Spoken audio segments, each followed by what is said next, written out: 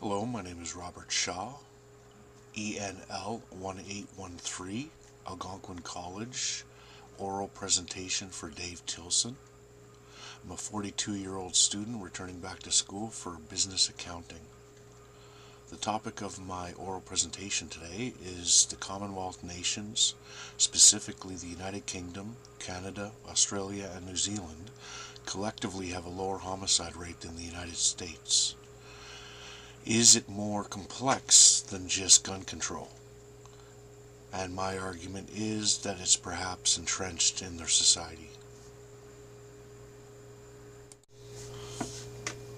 I chose this research assignment, the topic for this research assignment, for one, because of America's extraordinary reputation for violence since its birth. It's practically notorious for.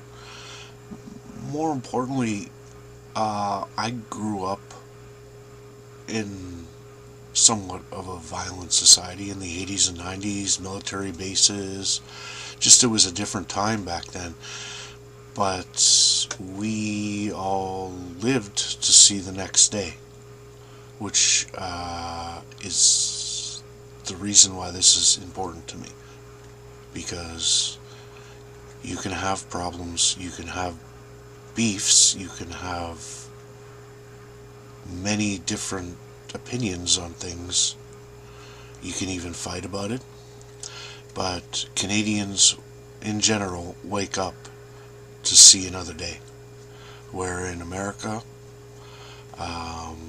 there's a good chance that if something happens, you won't live to see tomorrow in the same circumstances. So that's exactly why this research essay is important to me and to actually the world. I mean, it's a hot topic. It never ceases to stop being on the table. Everyone seems to have an opinion on it. It's pretty much important to everybody. The reasons, however, differ. So that's what I'd like to talk about. Without getting bogged down with too many strengths and weaknesses, I'd like to focus on two, one of each. And the strength for this would definitely be not taking any given politician's word for it. I think that's very important. I understand that gun control, or people's notion of gun control, definitely has validity, but it's far from solving the problem. The overwhelming majority of deaths in America are from illegal guns, and I understand that there are certain circumstances where legal guns are used in, let's say, school shootings and whatnot, and it's a very justifiable argument, but it's also in their constitution. So I'd like to just veer away from that, and I find that topic not only skewed but misinformed, in the way that it really is a topic that deserves more attention and deserves its due and proper, in a way that the Commonwealth, like I said, the Commonwealth countries just aren't like this.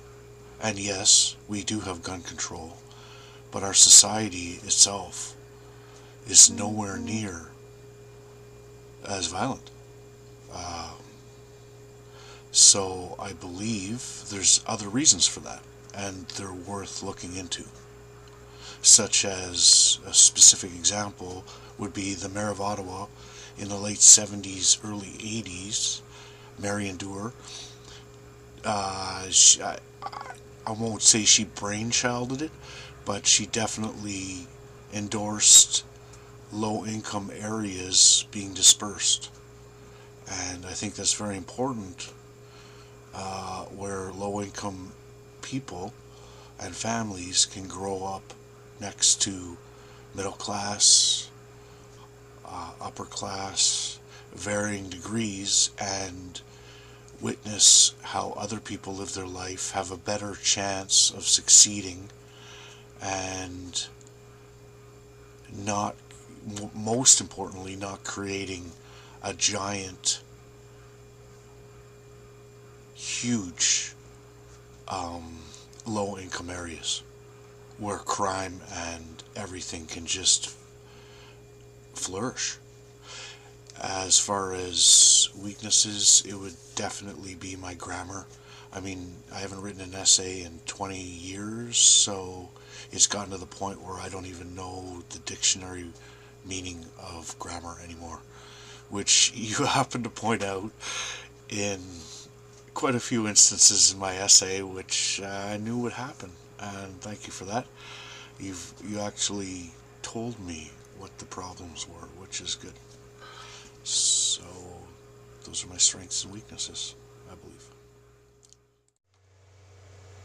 A few key points worth pointing out are the U.S.